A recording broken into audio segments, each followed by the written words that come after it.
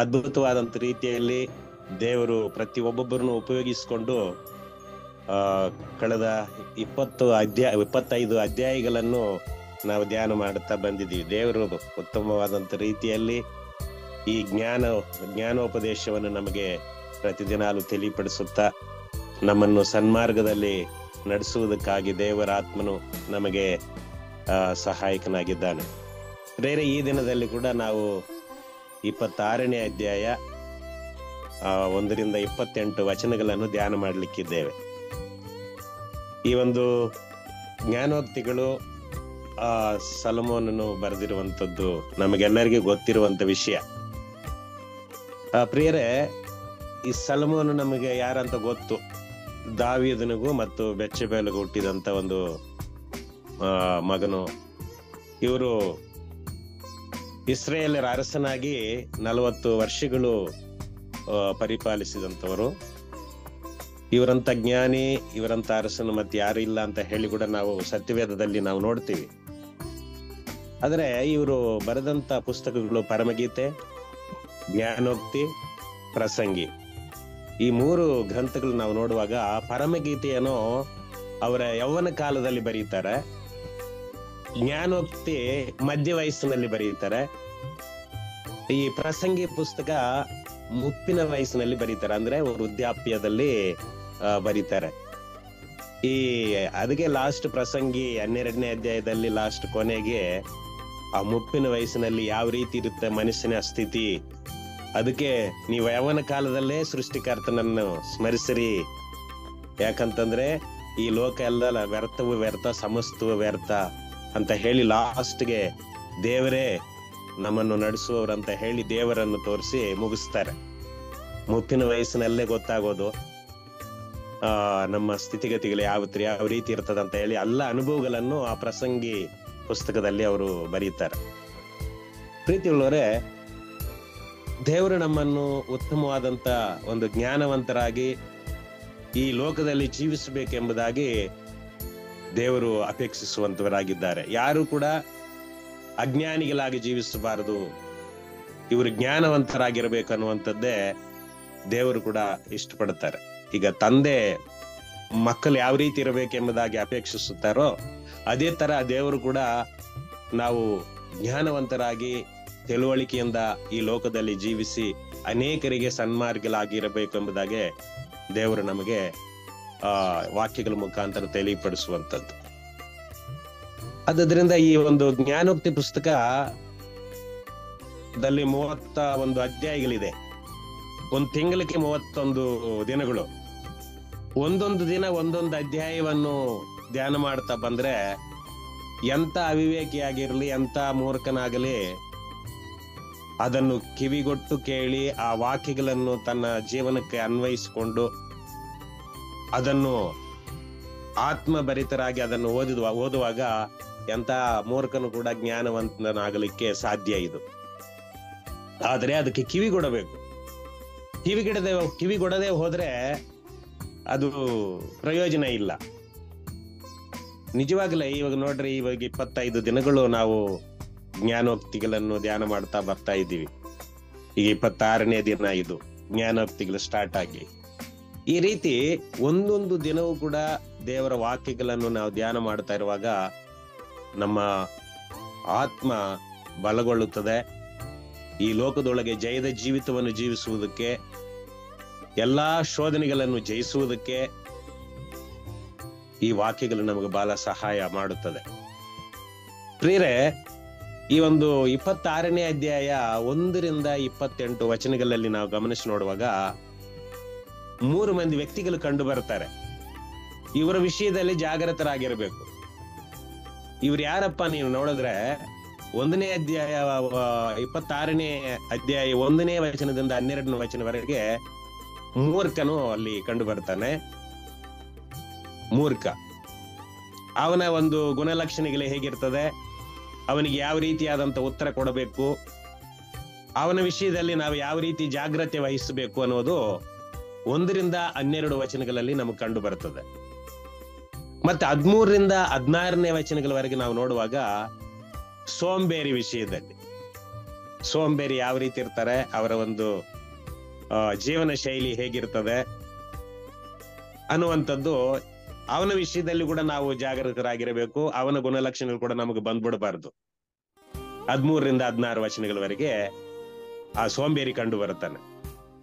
17ರಿಂದ 28 ವಚನಗಳಲ್ಲಿ ನಾವು ನೋಡುವಾಗ ಕಲಹ ಪ್ರಿಯನು ಅಂದ್ರೆ ಜಗಳಗಂಟಿ. ಈ 17ರಿಂದ 28 ವಚನಗಳಲ್ಲಿ ನಾವು ನೋಡುವಾಗ ಈ ಕಲಹ ಪ್ರಿಯನು ಅಂತ ಜಗಳಗಂಟು ಕೂಡ ನಮಗೆ ಕಂಡು ಬರುವಂತದ್ದು ನಾವು ನೋಡ್ತೀವಿ. ಆದ್ರೆ ಈ 3 ಮಂದಿ ವಿಷಯದಲ್ಲಿ ಗಮನಿಸಿ ನೋಡುವಾಗ ಇವರ ಒಂದು ಜೀವನ ಶೈಲಿನೇ ಡಿಫರೆಂಟ್.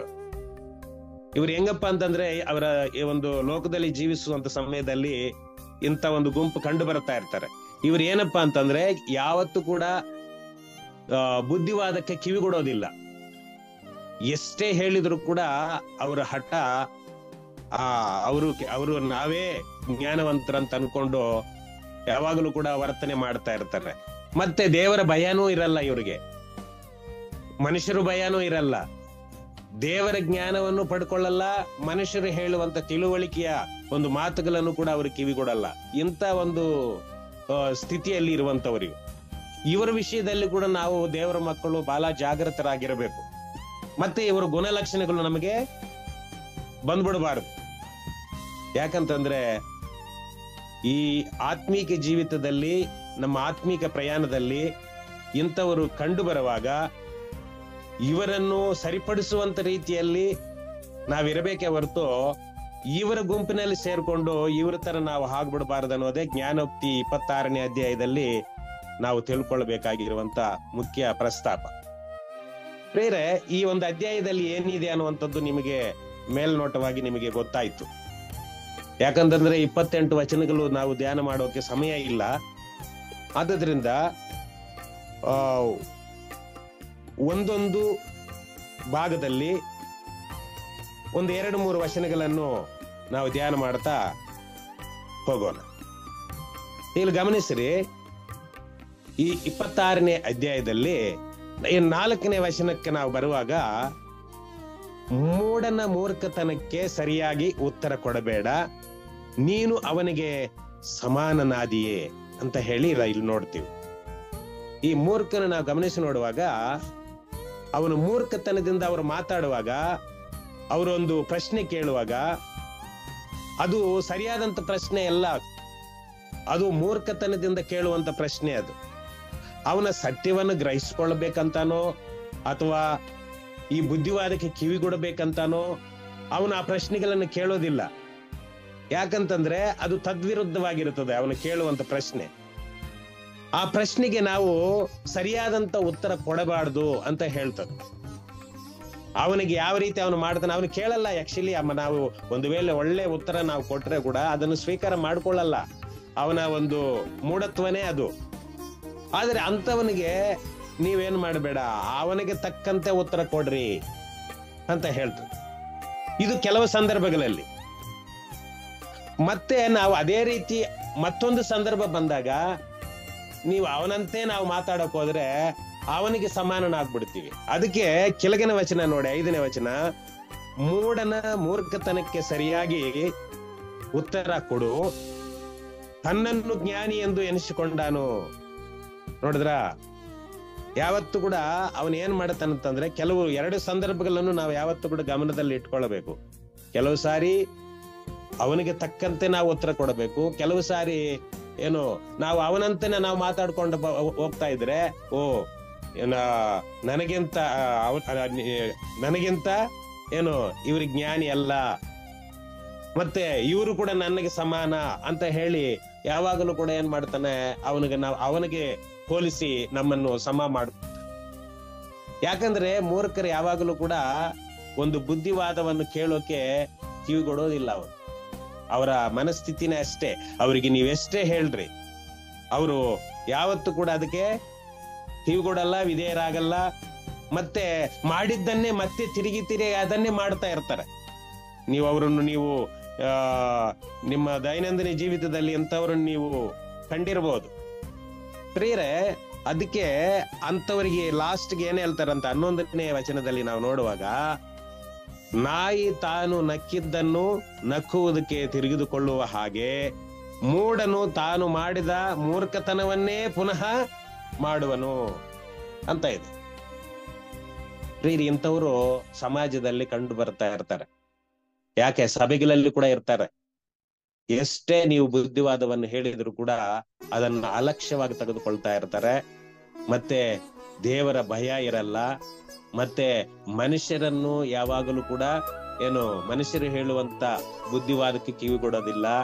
ಯಾಕಂತಂದ್ರೆ ಅವರು ಮಾಡಿದ್ದನ್ನೇ ಮಾಡುವಂತದ್ದು. ಅದಕ್ಕೆ ಇಲ್ಲಿ ಗಮನಿಸಿ ನೋಡ್ತೀವಿ, 2 ಪೇತ್ರ 2ನೇ ಅಧ್ಯಾಯ 22ನೇ ವಚನದಲ್ಲಿ, ನಾಯಿ ತಾನು ನಕ್ಕಿದ್ದನ್ನು ನಕ್ಕುವುದಕ್ಕೆ ತಿರುಗಿಕೊಂಡಿತು ಮತ್ತು ತೊಳೆದ ಹಂದಿ ಕೆಸರಿನಲ್ಲಿ ಹೊರಳುವುದಕ್ಕೆ ಹೋಯಿತು ಎಂಬ ನಿಜವಾದ ಗಾದೆಗೆ ಸರಿಯಾಗಿ ನಡೆದಿದ್ದಾರೆ. ಕೆಲವು ಮಂದಿ ಈ ರೀತಿಯಾಗಿರ್ತಾರೆ.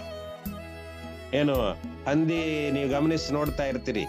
ಹಂದಿ ಅದನ್ನ ಎಷ್ಟೇ ಕ್ಲೀನ್ ಮಾಡಿ ಅದಕ್ಕೆ ಎಂತ ಸೋಪು, ಎಂತ ಶಾಂಪು, ಮತ್ತೆ ಎಂತ ಶೆಂಟ್ ಗಿಂಟ್ ಹೊಡೆದ್ರು ಕೂಡ ಮತ್ತೆ ತಿರುಗಿ ಅಲ್ಲಿಗೆ ಹೋಗ್ತದೆ ಹೊರತು ಅದ್ರ ಸ್ವಭಾವ ಅದು. ಈ ಮೂರ್ಖನನ್ನು ಕೂಡ ಹಂದಿಗೂ ಮತ್ತೆ ನಾಯಿಗೂ ಎರಡಕ್ಕೂ ಹೋಲಿಸಿರುವಂತದ್ದು ನಾವು ನೋಡ್ತೀವಿ. ಪ್ರೀತಿ ಉಳ್ಳವರೇ, ಯಾಕಂತಂದ್ರೆ ಅವರು ಮೂರ್ಖತನವನ್ನು ಬಿಡೋಕೆ ಅವರಿಗೆ ಮನಸ್ಸು ಇರೋದಿಲ್ಲ.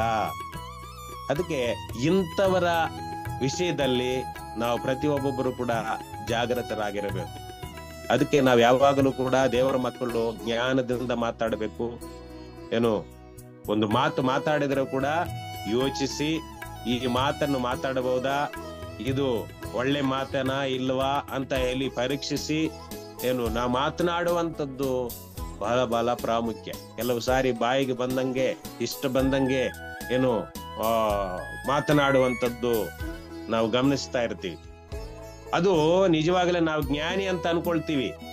ಜಗ್ಗು ಮಾತಾಡ್ಬಿಟ್ರೆ, ಹೆಂಗಂದ್ರೆ ಬಾಯಿಗೆ ಬಂದಂಗ ಮಾತಾಡ್ಬಿಟ್ರೆ ನಾವು ಜ್ಞಾನಿಗಳು ಅನ್ಕೋಬಿಡ್ತಾರ ಅಂತ ಹೇಳಿ ಹೆಂಗೆಂಗೋ ಮಾತಾಡ್ತಾ ಇರ್ತಾರೆ. ಇಲ್ಲ, ಒಂದು ಜ್ಞಾನಿ ಯಾವಾಗಲೂ ಕೂಡ ನಿಧಾನಿಸಿ ಈ ಮಾತಾಡಬಹುದಾ, ಮಾತಾಡಬಾರ್ದಾ, ಇದು ಮತ್ತೊಬ್ಬರಿಗೆ ಅದು ಪ್ರಯೋಜನಕರವಾಗಿರ್ತದ, ಒಂದು ವೇಳೆ ಮತ್ತೊಬ್ಬರಿಗೆ ಅದು ನೋಯಿಸುವಂತ ಮಾತಾಗಿರ್ತದ, ಇಲ್ಲಾಂದ್ರೆ ಅವಮಾನ ಪಡಿಸುವಂತ ಮಾತಾಗಿರ್ತದ ಅಂತ ಹೇಳಿ ಎಲ್ಲಾ ವಿಷಯಗಳಲ್ಲಿ ಕೂಡ ಒಂದು ಜ್ಞಾನಿ ನಿಧಾನಿಸಿ ವಿವೇಚಿಸಿ ಮಾತನಾಡುವಂಥದ್ದು ಬಹಳ ಪ್ರಾಮುಖ್ಯ. ಅದಕ್ಕೆ ಪ್ರೇರೆ ಈ ಒಂದು ಸಮಯದಲ್ಲಿ ಕೂಡ ನಾವು ಪ್ರತಿಯೊಬ್ಬೊಬ್ಬರು ಕೂಡ ತಿಳ್ಕೊಳ್ಬೇಕಾಗಿರುವಂಥದ್ದು ಈ ಮೂರ್ಖರ ವಿಷಯದಲ್ಲಿ ಆ ಮೂರ್ಖರಂತೆ ನಾವು ಯಾವತ್ತೂ ಕೂಡ ನಾವು ವರ್ತಿಸಬಾರದು ಅನ್ನುವಂಥದ್ದು. ಇಲ್ಲಿ ಗಮನಿಸಿ ನೋಡುವಾಗ ನಾವು ಪ್ರತಿಯೊಬ್ಬೊಬ್ಬರು ಕೂಡ ಜ್ಞಾನವಂತರಾಗಿರ್ಬೇಕನ್ನುವಂಥದ್ದು ದೇವರು ಇಷ್ಟಪಡ್ತಾರೆ. ಅದಕ್ಕೆ ಮೂರ್ಖರ ಒಂದು ಗುಣಲಕ್ಷಣಗಳು ನಾವು ಯಾವತ್ತೂ ಕೂಡ ಏನು ಮಾಡಬಾರದು, ಅದನ್ನು ನಾವು ಹಿಂಬಾಲಿಸಬಾರದು. ಇದು ಬಹಳ ಪ್ರಾಮುಖ್ಯ. ಈ ಮೂರ್ಖರು ಒಂದು ಜ್ಞಾನವಂತರಾಗಬೇಕಂತಂದ್ರೆ ಏನೂ ಇಲ್ಲ, ಈ ಜ್ಞಾನೋಕ್ತಿ ಪುಸ್ತಕವನ್ನು ಓದ್ಬಿಟ್ರೆ ಸಾಕು. ಹೆಂಗ್ ಓದ್ಬೇಕು ಅಂತಂದ್ರೆ, ಯೇಸು ಸ್ವಾಮಿಯವರನ್ನು ಮನಸ್ಸಲ್ಲಿ ಇಟ್ಕೊಂಡು ಯೇಸು ಸ್ವಾಮಿಯನ್ನು ಸ್ವೀಕರಿಸಿಕೊಂಡು ಯೇಸು ಸ್ವಾಮಿಗೆ ಅವರ ಒಂದು ಮಾದರಿ ಜೀವಿತ, ಆತನು ಜೀವಿಸಿದಂತ ಜೀವನ ಶೈಲಿ ಇದನ್ನ ನೆನಪಲ್ಲಿ ಇಟ್ಕೊಂಡು ಇದನ್ನು ದೇವರ ಪವಿತ್ರಾತ್ಮನ ಸಹಾಯದಿಂದ ಈ ಮಾತುಗಳನ್ನು ಓದುವಾಗ ಎಂತ ಮೂರ್ಖನಾಗಲಿ ಜ್ಞಾನವಂತರಾಗಲಿಕ್ಕೆ ಸಾಧ್ಯ. ಒಂದೇ ತಿಂಗಳಿನಲ್ಲಿ 31 ದಿನಗಳಲ್ಲಿ 31 ಅಧ್ಯಾಯಗಳಲ್ಲಿ ಇರುವಂತ ಸಂಗತಿಗಳನ್ನು ಗ್ರಹಿಸ್ಕೊಬಿಟ್ರೆ ಎಲ್ಲ ಇದರಲ್ಲಿ ಅಡಕವಾಗಿದೆ. ಇದಕ್ಕೆ ನಮಗೆ ಯೇಸು ಸ್ವಾಮಿಯವರೇ ಸಾದೃಶ್ಯವಾಗಿದ್ದಾರೆ. ಈ ಜ್ಞಾನೋಕ್ತಿಗಳಲ್ಲಿ ಅವರೇ ನಮಗೆ ಜ್ಞಾನವನ್ನು ಕೊಡುವ ಆತನು. ಅದಕ್ಕೆ ಯಾಕೋಬ ಪತ್ರಿಕೆಗಳಲ್ಲಿ ನೋಡ್ತೀವಿ, ಜ್ಞಾನ ಕಡಿಮೆಯಾಗಿದ್ರೆ ನೀವು ದೇವರಲ್ಲಿ ಕೇಳ್ಕೊಳ್ರಿ, ಆತನು ಜ್ಞಾನವನ್ನು ಕೊಡ್ತಾರೆ ಅಂತ. ಪ್ರಿಯರೇ, ಆದ್ರಿಂದ ಈ ವಿಷಯದಲ್ಲಿ, ಮೂರ್ಖರ ವಿಷಯದಲ್ಲಿ ಬಹಳ ಜಾಗೃತರಾಗಿರಬೇಕು. ಮತ್ತೆ ಅಂತ ಮೂರ್ಖರನ್ನು ಯಾವಾಗಲೂ ಕೂಡ ಈ ಜ್ಞಾನೋದಯಕ್ಕೆ, ಈ ಜ್ಞಾನ ವಿವೇಕಗಳಿಗೆ ಅವರು ಕಿವಿಗೊಡುವಂತೆ ಸಹಾಯ ಮಾಡಬೇಕು. ಆದ್ರಿಂದ ಈ 2ನೇ ಗುಂಪಿಗೆ ನಾವು ಬಂದಾಗ ಇದು 1 ರಿಂದ 12 ವಚನಗಳಲ್ಲಿ ಇರ್ತದೆ. ಈ ಒಂದು ಮೂರ್ಖನ ವಿಷಯದಲ್ಲಿ ಇದು ಓದಿದ್ರೆ ಎಲ್ಲರಿಗೆ ಅರ್ಥ ಆಗ್ಬಿಡ್ತದೆ. ಇದನ್ನು ವಿವರಿಸುವಂತ ಅವಶ್ಯಕತೆ ಇಲ್ಲ. ಈ 13ನೇ ವಚನದಿಂದ 16ನೇ ವಚನದವರೆಗೆ ನೋಡಿದ್ರೆ ಇಲ್ಲಿ ಸೋಮಾರಿ ಅವ್ರು ಯಾವ ರೀತಿ ಅಂತಂದ್ರೆ, ಅವರು ಸೋಮಾರಿ ಯಾವತ್ತು ಕೂಡ ತಮಗ್ ಕೊಟ್ಟಿರುವಂತ ಕೆಲಸದಲ್ಲಿ ಅಲಕ್ಷ್ಯ ಮಾಡ್ತಾ ಇರ್ತಾನೆ. ಈ ಸೋಮಾರಿತನದಿಂದ ಅವನಿಗೆ ಸೋಲೆ ಹೊರತು ಜಯನೇ ಇರೋದಿಲ್ಲ. ಇವರಿಗೆ ಸೋಮಾರಿಗಳಿಗೆ ಅವ್ರದ್ದು ಯಾವಾಗಲೂ ಕೂಡ ಬಾರಿ ಮಾತಾಡ್ತಾ ಇರ್ತಾರೆ. ಮತ್ತೆ ಯಾ ಕೆಲಸಕ್ಕೆ ಹೋಗಲ್ಲ. ಏನ್ ಕೆಲಸ ಹೇಳಿದ್ರು ಕೂಡ ಒಂದು ನೆಪ ಹೇಳ್ಕೊಂಡು ಅವ್ರ ಜೀವನ ಮಾಡ್ತಾ ಇರ್ತಾರೆ. ಹೆಂಗೆ ಅಂತ ಗಮನಿಸಿ ನೋಡುವಾಗ 13ನೇ ವಚನದಲ್ಲಿ ನೀವು ನೋಡ್ರಿ, ಅವನಿಗೆ ಏನನ್ನ ಕೆಲಸ ಕೊಟ್ರೆ ಸ್ವಲ್ಪ ಹೊರಗಡೆ ಹೋಗಿ ಆ ಕೆಲಸ ಮಾಡಿ ಬಾಪ್ಪ ಅಂತಂದ್ರೆ ಅವ್ರು ಹೇಳ್ತಾನಂತ, ಅವನೇನಂತ, ದಾರಿಯಲ್ಲಿ ಸಿಂಹವಿದೆ, ಬೀದಿಗಳಲ್ಲಿ ತಿರುಗಾಡುತ್ತಿದೆ ಎಂಬುದು ಸೋಮಾರಿಯ ನೆವ. ನೋಡಿದ್ರ, ಒಂದು ಕೆಲಸ ಸ್ವಲ್ಪ ಇಲ್ಲಿ ಒಂದು ಕೆಲಸ ಮುಗಿಸ್ಕೊಂಡ್ ಬಾಪ್ಪ ಅಂತ ಕಲಿಸಿದ್ರೆ, ಅಯ್ಯೋಯ್ಯೋ ಅಲ್ಲಿ ಸಿಂಹ ಇದೆ, ಏನು ಅಲ್ಲಿ ದೊಡ್ಡ ಸಿಂಹ ತಿರುಗಾಡ್ತಾ ಇದೆ ಅಂತ ಹೇಳ್ತಾನಂತ. ಇದೆಲ್ಲ ಕೂಡ ಕುಂಟು ನೆಪಗಳು. ಇದು ನಿಜ ಇಲ್ಲ, ಇರಲ್ಲ. ಎಲ್ಲಿ ಸಿಂಹ ಇರ್ತದೆ? ಅದು ಎಲ್ಲೋ ಕಾಡಲ್ಲಿ ಇರ್ತದೆ. ಇಲ್ಲಿ ಊರಲ್ಲಿ ಎಲ್ಲಿ ಇರ್ತದೆ ಸಿಂಹ? ಯಾಕಂತಂದ್ರೆ ಅವನಿಗೆ ಹೋಗೋಗ ಮನಸ್ಸಿಲ್ಲ. ನೀವು ಕೆಲವು ಮಂದಿ ನೋಡ್ರಿ, ಕೆಲಸ ಮಾಡೋರು ಎದನ್ನ ಒಂದು ಕೆಲಸ ಕೊಟ್ರೆ ಅವ್ರಿಗೆ ಅದು ಮನಸ್ಸಿಟ್ಟು ಮಾಡಲ್ಲ. ಸೋಮಾರಿತನದಿಂದ ಏನೋ ಒಂದು ನೆಪ ಹೇಳ್ತಾರೆ, ಮತ್ತೆ ಅದಕ್ಕೊಂದು ಕಥೆ ಕಟ್ತಾರೆ. ಏನಪ್ಪಾ ಅಲ್ಲಿ ಹೋಗಿ ಕೆಲಸ ಮುಗಿಸ್ಕೊಂಡ್ ಬಂದಿ ಅಂತಂದ್ರೆ, ಇಲ್ಲ ಸಾರ್ ಹಂಗ ಸಾರ್ ಹಿಂಗ ಸಾರ್ ಹಿಂಗಾಯ್ತು ಹಂಗಾಯ್ತು, ಅಲ್ಲಿ ಹೋದ್ರೆ ಹಿಂಗೆಲ್ಲ ತೊಂದರೆ ಆಗ್ತದ, ಅದಕ್ಕೆ ನಾನು ಬಂದ್ಬಿಟ್ಟೆ, ಏನೋ ಒಂದು ನೆಪ ಹೇಳಿ ಅಲ್ಲಿ ಒಂದು ಕತೆ ಕಟ್ಟಿ ಏನು ಆ ಕೆಲಸ ಮಾಡದಂತೆ ಅಲ್ಲಿ ತಡೆ ಆಗ. ಇವರೆಲ್ಲ ಹಂಗೆ ಯಾವಾಗಲೂ ಕೂಡ ಏನು ಕೆಲಸ ಹೇಳಿದ್ರು ಕೂಡ ಅವರು ಏನ್ ಮಾಡಲ್ಲ, ಏದೋ ಒಂದು ನೆಪ ಹೇಳಿ ಒಂದು ಕಟ್ಟೆ ಕಟ್ಟಿ, ಇವ್ ನೋಡ್ರಿ ದಾರಿಯಲ್ಲಿ ಸಿಂಹವಿದೆ ಅಂತೆ, ಬೀದಿಗಳಲ್ಲಿ ತಿರುಗಾಡ್ತಾ ಇದೆ ಅಂತೆ, ಇಂಥ ನೆಪ ಹೇಳು. ಪ್ರಿಯರೇ, ಇಂಥ ನೆಪ ಹೇಳಿ ಸೋಮಾರಿತನದಿಂದ ಜೀವಿಸುವಾಗ ಜೀವನದಲ್ಲಿ ಯಾವುದೇ ಸಕ್ಸಸ್ ಆಗಲ್ಲ, ಫೇಲಿಯರ್ ಆಗ್ತದೆ ಹೊರತು ಸಕ್ಸಸ್ ಆಗೋದಿಲ್ಲ. ಅದಕ್ಕೆ ಸೋಮಾರಿಯ ಗುಣಲಕ್ಷಣಗಳು, ಸೋಮಾರಿಯ ಒಂದು ಜೀವನ ಶೈಲಿ ಯಾವತ್ತೂ ಕೂಡ ಇರಬಾರ್ದು. ಯಾಕಂತಂದ್ರೆ ಮತ್ತೆ ಇಂಥ ಒಂದು ಅವಕಾಶ ಸೇವೆಯಲ್ಲಿ ಆಗಲಿ ಕೆಲಸದಲ್ಲಿ ಆಗಲಿ ಯವನ ಕಾಲದಲ್ಲಿ ಏನೇನು ಮಾಡಬೇಕು, ಏನು ದೇವರು ನಮಗೆ ಒಂದೊಂದು ಜವಾಬ್ದಾರಿ ಕೊಟ್ಟಿದ್ದಾರೆ, ಆ ಜವಾಬ್ದಾರಿಯಲ್ಲಿ ಸೋಮಾರಿತನದಿಂದ ಇದ್ಬಿಟ್ರೆ ನಿಜವಾಗಲೇ ನಮ್ಗೇನಾಗಲ್ಲ, ನಮ್ಗೆ ಆಶೀರ್ವಾದನೂ ಇರಲ್ಲ, ಜಯನೂ ಇರಲ್ಲ, ಏನು ಒಂದು ಕೆಲಸದಲ್ಲಿ ಕೂಡ ನಮಗೆ ಪ್ರಯೋಜನಕರವಾಗಿ ಇರೋದ. ಆದ್ರಿಂದ ಈ ಸೋಮಾರಿತನ ಅನ್ನುವಂಥದ್ದು ಇರಬಾರ್ದು. ಅದಕ್ಕೆ ಅದು ಹೆಂಗಿರ್ತಾನಂತ ಸೋಮಾರಿ ಯಾವ ರೀತಿ ಅಂತಂದ್ರೆ 14ನೇ ವಚನದಲ್ಲಿ, ಕದವು ತಿರುಗನಿಯಲ್ಲಿ ಹೇಗೋ ಹಾಗೆ ಸೋಮಾರಿಯು ಹಾಸಿಗೆಯಲ್ಲಿ ಸುತ್ತಾಡ್ತಾ ಇರು. ನೋಡ್ರಿ, ಹಾಸಿಗೆಯಲ್ಲಿ ಏನು ಮಲ್ಕೊಂಡು ಸುತ್ತಾಡ್ತಾ ಇರ್ತಾರೆ. ಈ ಕಡೆ ತಿರ್ಗೋದು, ಈ ಕಡೆ ತಿರ್ಗೋದು, ಮತ್ತೆ ಈ ಕಡೆ ಉಲ್ಟಾ ತಿರ್ಗೋದು, ಮತ್ತೆ ಈ ಕಡೆ ಸ್ವಲ್ಪ ಹೊತ್ತು ದಿಂಬು ಹಾಕೊಂಡು ಈ ಕಡೆ ತಿರ್ಗೋದು, ಮಲ್ಗೋದು. ಏನು ಈ ಕದವು ಕೂಡ ಹಂಗೆ, ಯಾವಾಗ ಅದು ಹೊರಗಡೆ ಹೋಗ್ತದ ಅಲ್ಲೇ ತಿರುಗನಿಯಲ್ಲಿ ಹಂಗೆ ತಿರುಗಾಡ್ದ, ಕಿರ್ರ ಅಂತ ಬರ್ತ ಮತ್ತೆ ಕಿರ್ರ ಅಂತ ಇದೇ ಅದೇ ತರ ಸೋಮಾರಿಗೆ ಹೋಲಿಸ್ಯಾರ ನೋಡ್ರಿ. ಇದು ಏನು ಕದವನ್ ನೋಡಿದ್ರ. ಅದಕ್ಕೆ ಯಾಕಂತಂದ್ರೆ ಈ ಜ್ಞಾನೋಕ್ತಿ ನಿಜವಾಗ್ಲೇ ಎಂತವರನ್ನು ಕೂಡ ಬದಲಾವಣೆ ಪಡಿಸುವಂತ ಒಂದು ಜ್ಞಾನ ವಿವೇಕಗಳಿರುವಂತ ಒಂದು ಏನು ಅಧ್ಯಾಯವಾಗಿ. ಈ ಅಧ್ಯಾಯಗಳು ನಿಜವಾಗಲೇ ಎಷ್ಟು ಒಂದು ಉತ್ತೇಜನ ಪಡಿಸುವಂತ ವಾಕ್ಯಗಳಾಗಿವೆ. ಆದ್ರಿಂದ ಈ ಸೋಮಾರಿ ಒಂದು ಸ್ಥಿತಿಗತಿಗಳು ನೀವು ನೋಡ್ತೀರಿ, ಏನು ಆ ಸೋಮಾರಿ ಯಾವತ್ತೂ ಕೂಡ ಜೀವನದಲ್ಲಿ ಸಕ್ಸಸ್ ಕಾಣೋದಿಲ್ಲ. ಆ ರೀತಿ ಇರಬಾರ್ದು. ದೇವರ ಮಕ್ಕಳು ಮೇಯ್ನ್ ಆಗಿ ಅದು ಇಷ್ಟಪಡಲ್ಲ ದೇವರು ಕೂಡ. ಅದಕ್ಕೆ ಚುರುಕಾಗಿರ್ಬೇಕು ಯಾವಾಗಲೂ ದೇವರ ಮಕ್ಕಳು, ಜ್ಞಾನವಾಗಿರ್ಬೇಕು. ಮತ್ತೆ ಕೊಟ್ಟಂತ ಕೆಲಸದಲ್ಲಿ ನಾವು ಯಾವಾಗಲೂ ಕೂಡ ಜವಾಬ್ದಾರಿಯಿಂದ ಇರಬೇಕು.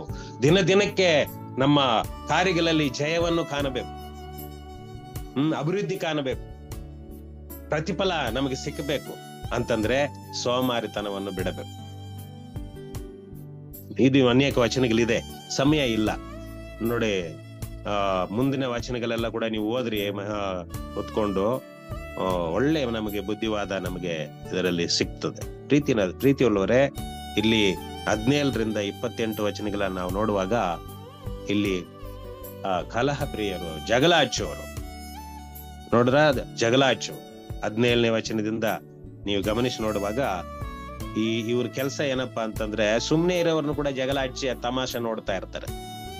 ನೋಡ್ರಿ ಅಲ್ಲಿ 18ನೇ ವಚನ 17-18ನೇ ವಚನಗಳಲ್ಲಿ ನೀವು ಗಮನಿಸಿ ನೋಡುವಾಗ, ಒಬ್ಬನು ದಾರಿಯಲ್ಲಿ ಹೋಗುತ್ತಾ ಪರರ ವ್ಯಾಜ್ಯಕ್ಕೆ ಸೇರಿ ರೇಗಿ ಕೊಳ್ಳುವುದು, ನಾಯಿಯನ್ನು ಕಿವಿ ಹಿಡಿದ ಹಾಗೆ. ನಾಯಿ ಕಿವಿಗೆ ಹಿಡಿದ ಹೆಂಗಿರ ಇರ್ಷಾಡ್ತದೆ.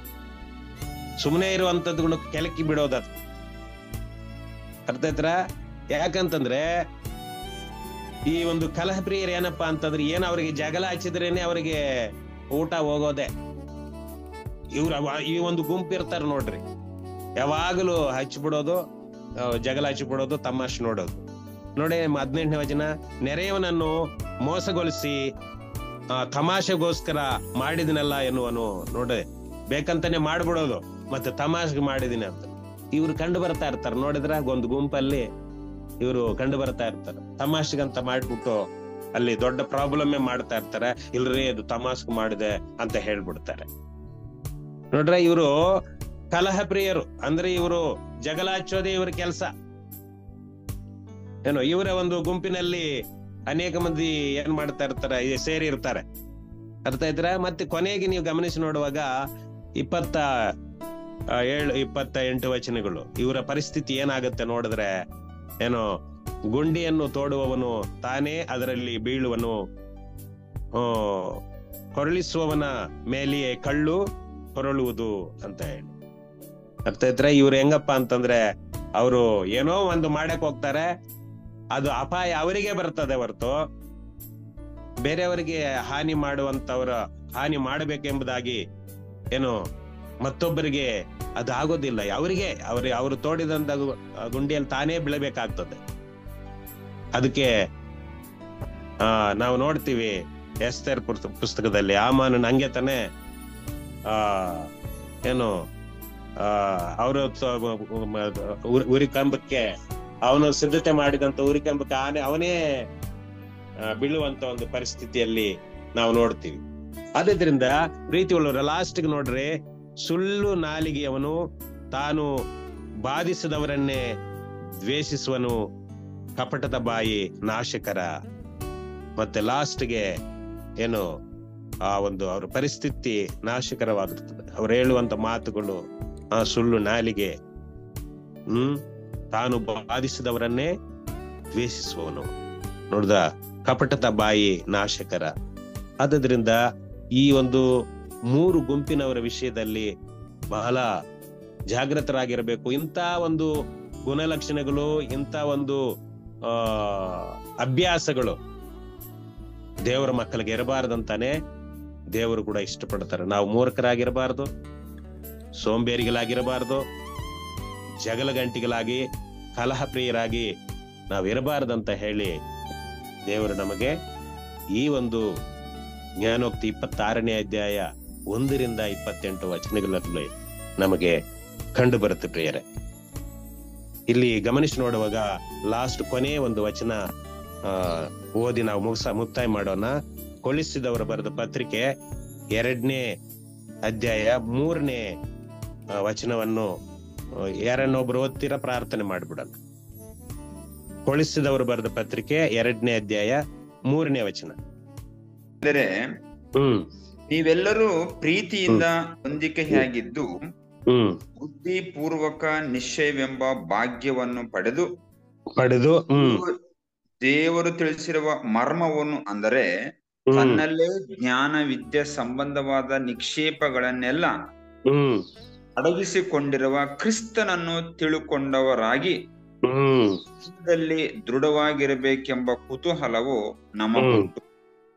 ನೋಡ ಸಾಕು. ಇಲ್ಲಿ ಗಮನಿಸಿ ನೋಡುವಾಗ ನಾವು ಕ್ರಿಸ್ತನಲ್ಲಿರುವಂತ ಏನು ಈ ಒಂದು ಜ್ಞಾನವನ್ನು ನಾವು ಪ್ರತಿಯೊಬ್ಬರು ತಿಳ್ಕೊಂಡು ಜೀವಿಸ್ಬೇಕನ್ನುವಂಥದ್ದೇ. ಯಾಕಂದ್ರೆ ಈ ಕಡೆಯ ದಿವಸಗಳಲ್ಲಿ ಏನು ಅನೇಕ ಬೋಧನೆಗಳು ಕೂಡ ನಮ್ಮನ್ನು ತಾರುಮಾರು ಮಾಡಿ ಸತ್ಯದಿಂದ ನಮ್ಮನ್ನು ಅಗಲಿಸುವಂತ ಪರಿಸ್ಥಿತಿ ಉಂಟಾಗ್ತದೆ. ಅದಕ್ಕೆ ಇಲ್ಲಿ ಕೊಲಿಸಿದವರಿಗೆ ಬರೆಯುವಾಗ ಪೌಲನು ಅದ್ಭುತವಾದಂತ ಈ ಮಾತನ್ನು ಹೇಳುವಂತ ಒಂದು ಈ ಅಧ್ಯಾಯ ಕೂಡ ಪೂರ್ತಿ ನಾವು ಓದಿದ್ರೆ ಅನೇಕ ವಿಷಯಗಳು ಸುಳ್ಳು ಬೋಧಕರ ವಿಷಯದಲ್ಲಿ, ಯಾಕಂದ್ರೆ ನಾವು ಜ್ಞಾನವಂತರಾಗಿರುವಾಗ ಏನು ಅನೇಕ ವಿಧವಾದಂತ ಅಸತ್ಯವನ್ನು ಬೋಧಿಸಿ ನಮ್ಮನ್ನು ಮೂಢರನ್ನಾಗಿ ಮಾಡ್ಬಿಡ್ತಾರೆ. ಅದಕ್ಕೆ ನಾವು ಬಹಳ ಜಾಗೃತರಾಗಿರ್ಬೇಕು. ಪ್ರಾರ್ಥನೆ ಮಾಡ್ಬೇಕಂತಂದ್ರೆ ಪ್ರಾರ್ಥನೆ ಮಾಡೋದು ಅವಶ್ಯಕತೆ ಇಲ್ಲ ಅಂತ ಹೇಳುವಂತ ಬೋಧನೆ ಬಂದ್ಬಿಟ್ಟಿದೆ. ಮತ್ತೆ ಇನ್ನು ಇತರೆ ಅನೇಕ ಬೋಧನೆಗಳು ನಾವು ನೋಡ್ತಾ ಇರ್ತೀವಲ್ಲ. ಅದಕ್ಕೆ ಇದರಲ್ಲಿ ನಾವು ಮೋಸ ಹೋಗಬಾರ್ದಂತಂದ್ರೆ ಈ ವಚನ ನಮ್ಗೆ ಬಹಳ ಆಧಾರವಾಗಿರ್ತದೆ. ಯೇಸು ಸ್ವಾಮಿಯವರನ್ನು ನಾವು ಮುಂದಿಟ್ಕೊಂಡು ಆತನೇ ನಮಗೆ ಎಲ್ಲವನ್ನು ಬೋಧಿಸುವ, ಆತನು ಜ್ಞಾನ ವಿದ್ಯೆ ಎಲ್ಲ ಕೂಡ ಆತನಲ್ಲಿದೆ. ಇದನ್ನು ನಾವು ಮುಂದಿಟ್ಕೊಂಡು ನಾವು ಈ ಆತ್ಮಿಕ ಜೀವಿತದಲ್ಲಿ ನಮ್ಮ ಪ್ರಯಾಣದಲ್ಲಿ ಈ ಒಂದು ಶ್ರೇಷ್ಠ ಹೋರಾಟದಲ್ಲಿ ನಾವು ಹೋರಾಡಿ ಜಯವನ್ನು ಹೊಂದೋಣ. ದೇವರ ವಾಕ್ಯಗಳನ್ನು ಆಶೀರ್ವದಿಸಲಿ. ಪ್ರಾರ್ಥನೆ ಮಾಡೋಣ. ಕೃಪಾಭರಿತನಾದಂತ ನಮ್ಮ ತಂದೆಯಾದ ದೇವರೇ, ನಿನ್ನ ನಾಮಕ್ಕೆ ಕೋಟಿ ಕೋಟಿ ಸ್ತೋತ್ರಗಳು. ಈ ಒಂದು ದಿನದಲ್ಲಿ ಕೂಡ 26ನೇ ಅಧ್ಯಾಯ ಜ್ಞಾನೋಕ್ತಿ 1ರಿಂದ 28 ವಚನಗಳನ್ನು ಧ್ಯಾನ ಮಾಡುವಂತೆ ಸಹಾಯ ಮಾಡಿದ್ರಿ. ಹೌದು ಸ್ವಾಮಿ, 3 ಒಂದು ಸ್ವಭಾವಗಳುಳ್ಳ ವ್ಯಕ್ತಿಗಳೊಂದಿಗೆ ನಾವು ಬಹಳ ಜಾಗೃತರಾಗಿರಬೇಕು. ಮೂರ್ಖರು, ಸೋಮಾರಿ ಮತ್ತು ಜಗಳಗಂಟಿ ಅಂತಂದ್ರೆ ಕಲಹ ಪ್ರಿಯರು, ಇವರ ಜೊತೆಯಲ್ಲಿ ನಾವು ಸೇರದೆ ಅಪ್ಪ ಕರ್ತನೆ, ಇಂಥ ಒಂದು ಗುಣಲಕ್ಷಣಗಳು, ಇಂಥ ಒಂದು ಜೀವನ ಶೈಲಿ ನಮಗಿರದೆ ನಾವು ಜಯದ ಜೀವಿತವನ್ನು ಜೀವಿಸುವ ಹಾಗೆ ಸಹಾಯ ಮಾಡಿ ಅಪ್ಪ. ಝೂಮ್ ಅಲ್ಲಿರುವಂತ ಎಲ್ಲ ನಿಮ್ಮ ಸೇವಕರುಗಳನ್ನು, ನನ್ನ ಮಕ್ಕಳನ್ನು, ಪ್ರತಿಯೊಬ್ಬೊಬ್ಬರನ್ನ ಆಶೀರ್ವದಿಸು ಅಪ್ಪ. ನಮ್ಮ ನಿರ್ದೇಶಕರು ಮತ್ತು ಅವರ ಮಕ್ಕಳು, ಅವರ ಮೊಮ್ಮಕ್ಕಳು, ಅವ್ರು ಮಾಡುತ್ತಿರುವಂತ ಸೇವೆ ಅಪ್ಪ ಕರ್ತನೆ, ನೀನು ಆಶೀರ್ವಾದ ಮಾಡು. ನಾವೆಲ್ಲರೂ ಕೂಡ ನಿನ್ನ ರಾಜ್ಯವನ್ನು ಕಟ್ಟಬೇಕು, ಅನೇಕರನ್ನು ನಿನ್ನ ರಾಜ್ಯಕ್ಕೆ ಸಿದ್ಧಪಡಿಸಬೇಕು. ಹಾಗಾಗುವಂತೆ ಸಹಾಯ ಮಾಡುತ್ತಾ ಬರಬೇಕೆಂಬುದಾಗಿ ಇಂಥ ಒಳ್ಳೆ ಸಮಯವನ್ನು ಕೊಟ್ಟಿದ್ದಕ್ಕಾಗಿ ಸ್ತೋತ್ರ ಅಪ್ಪ. ನಿನಗೆ ಸ್ತುತಿ, ಘನ, ಮಾನ, ಮಹಿಮೆ ನಿನಗೊಬ್ಬನಿಗೆ ಸಲ್ಲಿಸುತ್ತಾ ಯೇಸುವಿನ ನಾಮದಲ್ಲಿ ಬಿಡುತ್ತೇವೆ ತಂದೆಯೇ.